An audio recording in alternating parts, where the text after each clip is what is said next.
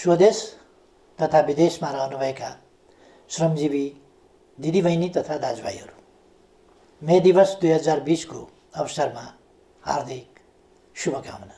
बितेका 131 वर्षदेखि औपचारिक रूपमा मे 1 का दिन संसारभरिका श्रमिकहरूले अन्तर्राष्ट्रिय श्रमिक दिवस मनाउँदै आएका छन्। यो दिन काम गर्नेमाथि काम लगाउनेहरूबाट भएको ज्यादतीलाई अन्त्य गर्न ट्रेड युनियनहरूले सुरु गरेको आन्दोलनको स्मरणमा मनाउन थालिएको हो।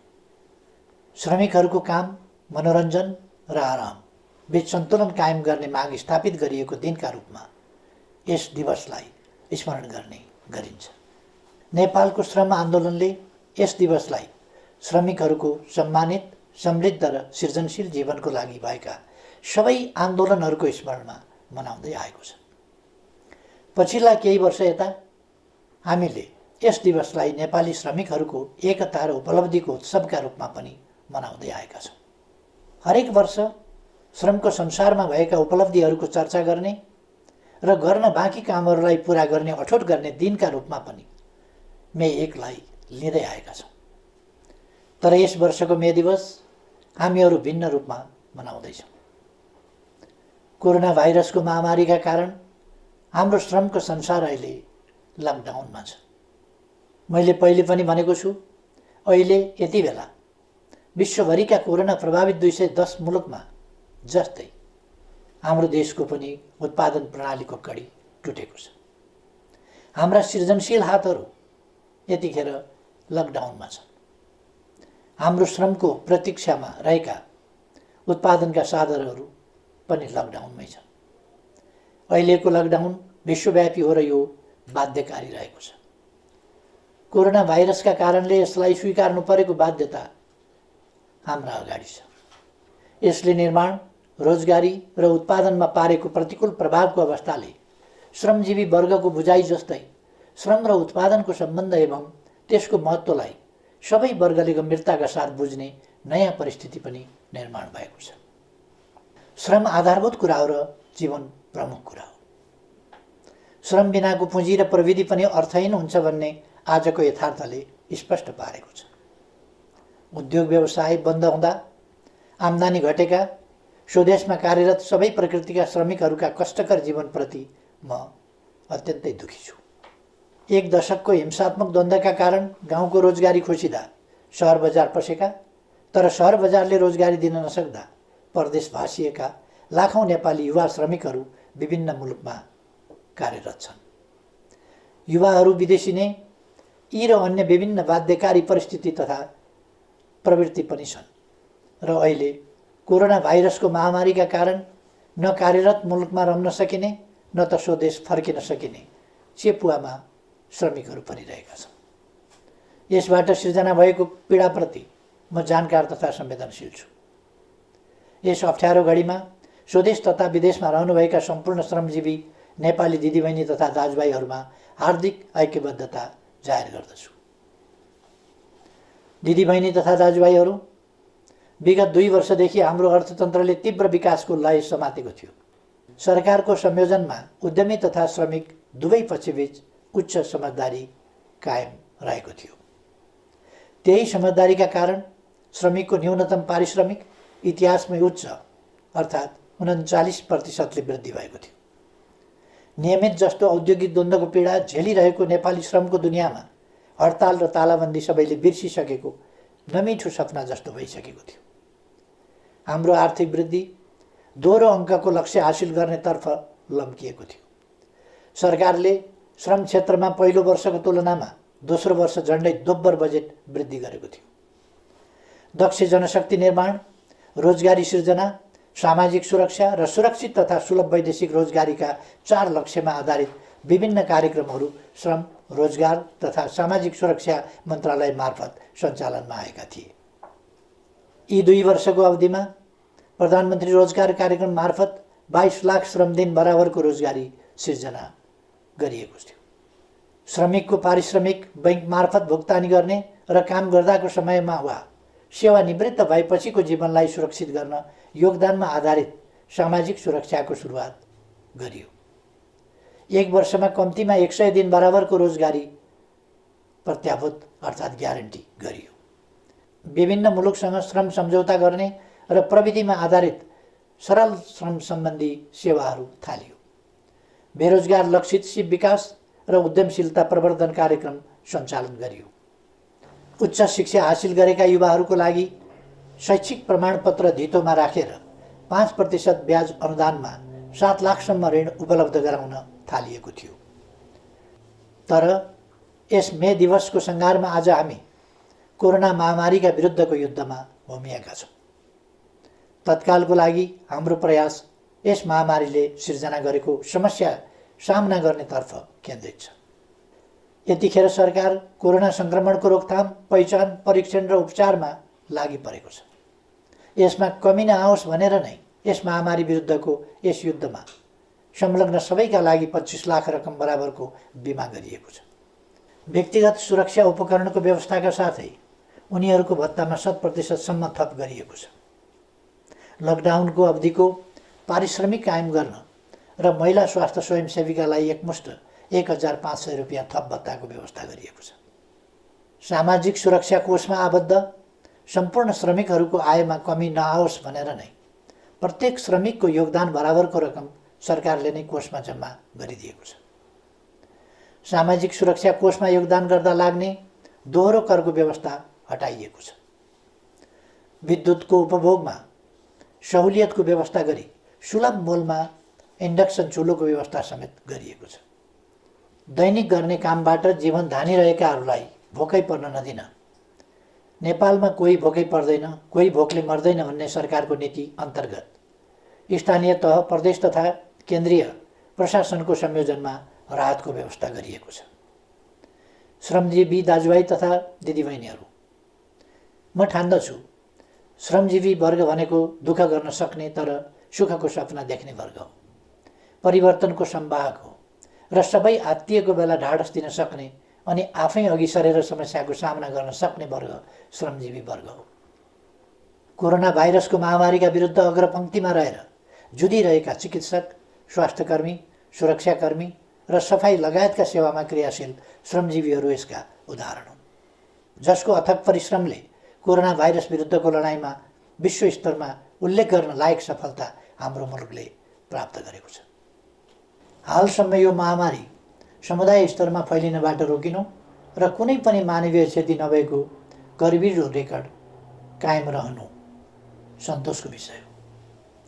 आफैलाई जोखिममा पारी अरूको जीवन रक्षामा संलग्न उहाँहरू सबैको म उच्च प्रशंसा गर्न चाहन्छु। मलाई थाहा छ अवधिको हिसाबले यस वर्ष श्रमिकहरूको न्यूनतम पारिश्रमिक पुनरावलोकन गर्नुपर्ने वर्ष हो। तर तपाईँ हामी सबैलाई थाहा छ अहिले परिस्थितिले हामीलाई साथ दिइरहेको छैन। 8.5% आर्थिक वृद्धिको उच्च आकाङ्क्षाका साथ अघि बढेका हामीहरू 3% वा त्यसभन्दा कमको आर्थिक वृद्धिमा खुम्चिन पो पर्ने हो कि भन्ने अवस्थाले गम्भीर बनेका छौँ। मैले पहिले पनि भनिसकेको छु, हाम्रो जिडिपीको झन्डै 4% यस महामारीका कारण क्षति भइसकेको छ। विश्व स्तरमा तुलनात्मक रूपमा हेर्ने हो भने रोजगारी र अर्थतन्त्रको अहिलेको अवस्था अघिल्लो शताब्दीको महामन्दीमा जस्तै वा त्योभन्दा पनि भयावह हुने आकलन गर्न थालिएको छ। सन् 1930 को दशकमा भएको महामन्दीमा काम गर्ने उमेर समूहका कुनै औद्योगिक मुलुकमा 23% र कतिपयमा 33% बेरोजगार भएका थिए। यस महामारी पछिको पहिलो 4 महिनामा नै 20औं शताब्दीको त्यस दशकको भन्दा ज्यादा श्रमजीवीहरू बेरोजगार भइसकेका छन्। महामन्दीको त्यस समयमा सिङ्गो 1 दशकमा कुल गार्हस्थ्य उत्पादनमा जति सङ्कुचन आएको थियो, यस महामारीको पहिलो 4 महिनामा ती विकसित अर्थतन्त्रमा त्यसको झन्डै 3 गुणा बढी सङ्कुचन आएको छ। तर घरमुलीले अनिकालमा पनि परिवारलाई भोकै राख्दैन, रुखोसुखो भरण पोषणको जोगावट गर्छ र व्यवहार चलाउँछ। तपाईँहरूको यस प्रधानमन्त्रीले नेतृत्व गरेको सरकारले पनि उपलब्ध स्रोत र साधनले भ्याएसम्म सुविधाको जोगावट गर्छ। कसरी? अबका हाम्रा सबै प्रयास स्वस्थ नागरिक, सिपयुक्त नागरिक, मर्यादित काम र सामाजिक सुरक्षातर्फ केन्द्रित हुनेछ। भूकम्पपछिको यस दशकलाई हामीले पुनर्निर्माणको दशक बने चाहिँ अबको हाम्रो पहिलो लक्ष्य कोरोनाबाट हाम्रो समाजलाई मुक्त बनाउनु हुनेछ। यसभन्दा अघिल्ला सम्बोधनहरूमा पनि मैले चर्चा गरेको थिएँ। यस महामारीले जनस्वास्थ्यको क्षेत्रमा हाम्रो अभिगत उदाङ्गो पारिदिएको छ। जसरी 20औं शताब्दीको महामन्दीले पुँजीवादी प्रणालीको चरित्र नै फेर्ने गरी अर्थव्यवस्थामा कल्याणकारी आयाम थप्न विकसित मुलुकलाई बाध्य पार्यो, यस महामारीले हामीलाई स्वास्थ्य संरचनामा थप लगानी गर्न प्रेरित गरेको छ। हाम्रो संविधानले ग्यारेन्टी गरे चाहिँ स्वस्थ नागरिक निर्माण गर्न स्वास्थ्य बिमा सहितको जनस्वास्थ्यमा र सिपयुक्त नागरिक निर्माणका लागि शिक्षामा लगानी वृद्धि गरिनेछ। आजको लागि स्वास्थ्य, भोलिका लागि शिक्षा अबको हाम्रो दिशा हुनेछ। यस महामारीको प्रभावले आत्मनिर्भर अर्थतन्त्रको महत्त्वलाई पनि अझ बढी स्पष्ट पारेको छ। अबका हाम्रा कदमहरू निश्चय नै त्यस दिशातर्फ सुदृढ ढङ्गले उन्मुख हुनेछन्। कोरोना महामारी विरुद्धको लडाइँमा एक हुँदै श्रमिकको रोजगारी, आय र सामाजिक सुरक्षा सुनिश्चित गर्ने दिशातर्फ हाम्रो सम्पूर्ण प्रयास केन्द्रित हुनेछ। सबैभन्दा पहिले टुटेको उत्पादन सम्बन्धको कडीलाई जोड्ने र अवरुद्ध उत्पादन प्रणालीलाई सुचारू गरिनेछ। राहत सुविधा अल्पकालीन उपाय मात्रै हो, सबैलाई काम हाम्रो पहिलो लक्ष्य हुनेछ। श्रमसँग जोडिएकाहरूलाई सामाजिक सुरक्षा प्रणालीमा आबद्ध गरिनेछ। काममा जो छन् उनीहरूका लागि न्यूनतम पारिश्रमिक सुनिश्चित गरिनेछ। काममा संलग्न कसैको पनि आम्दानी रोकिने वा खोसिने स्थिति आउन दिइने छैन। सङ्घ, प्रदेश र स्थानीय तहमा श्रम प्रदान प्रविधि परिचालनको प्रबन्ध गरिनेछ। श्रम र प्रविधिको संयोजन तथा ज्यालासहित जनसहभागिताको विकास मोडेल अवलम्बन गरिनेछ। वैदेशिक रोजगारीबाट फर्किएकाहरूलाई उनीहरूले हासिल गरेको दक्षता अनुरूपको स्वरोजगारी सृजना गर्न सरल कर्जा र प्रविधि हस्तान्तरणको प्रबन्ध गरिनेछ। स्वदेशमा रहेका वा विदेशमा रोजगारीमा जान नपाएकाहरूलाई प्रधानमन्त्री रोजगार कार्यक्रममा जोडिनेछ। विभिन्न मन्त्रालय, निकाय र सार्वजनिक संस्थाहरू मार्फत सिर्जना भएका कामका अवसरहरू नेपालीलाई नै सुनिश्चित गर्ने व्यवस्था मिलाइनेछ। यस सन्दर्भमा हाम्रा श्रमिकहरूमा रहेको सिपको खाडलका कारण हुन सक्ने श्रमिकहरूको अभावलाई सम्बोधन गर्न प्राविधिक शिक्षा तथा व्यावसायिक तालिम परिषद र श्रम तथा सिप तालिम सम्बन्धी सबै निकायका कार्यक्रमहरूलाई एकीकृत रूपमा परिचालन गरिनेछ। सिपको अन्तरलाई सम्झाउन आवश्यक परेमा सबै पालिका तहमा छोटो अवधिका घुम्ती तालिम शिविर समेत सञ्चालनमा ल्याइनेछ। हाम्रो युवा जनसङ्ख्याको जनसाङ्ख्यिक लाभलाई अधिकाधिक सदुपयोग गरिनेछ। त्यस्तो युवा जनशक्ति जुन उत्पादक जनशक्ति हुनेछ, त्यस्तो उत्पादक जनशक्ति जुन सिपयुक्त र पुँजीसहितको प्रविधियुक्त हुनेछ, त्यस्तो युवा शक्ति जुन अन्वेषण र व्यावसायिक ज्ञानयुक्त हुनेछ। कृषिको आधुनिकीकरण र व्यावसायीकरण मार्फत समेत उत्पादन र रोजगारी वृद्धि गरिनेछ। जमिन नहुने श्रमिकहरूका लागि भूमि बैङ्कलाई कार्यान्वयनमा ल्याई त्यसैको माध्यमद्वारा भूमिको व्यवस्था गरिनेछ। बैङ्कहरूबाट सुलभ कर्जाको बन्दोबस्त गर्ने र सरकारद्वारा सिप तालिमको प्रत्याभूति गरी समन्वयात्मक ढङ्गबाट कामलाई अघि बढाइनेछ। विगतका जनआन्दोलन र द्वन्द्वकालका युवा तथा अरू घाइतेहरू अझै पनि उपचारविहीन अवस्थामा रहिरहेका छन्। तिनको उपचारका लागि सरकारले पटक पटक गरेका आह्वान र प्रयासहरूको सन्देश उचित रूपमा सम्प्रेषण हुन सकेन। म आह्वान गर्दछु सम्पूर्ण घाइतेहरू प्रशासनको सम्पर्कमा आउनुहोस्। अब आफ्नो शरीरमा गोली र छर्रा बोकेर नबस्नुहोस्। उपचारको प्रबन्ध सरकारले गर्छ। यस प्रयासबाट घाइते भई अशक्त अवस्थामा रहेकाहरू पनि निको भएर स्वाभिमानपूर्वक रोजगारीमा फर्कन सक्ने अवस्थाको समेत सिर्जना हुनेछ।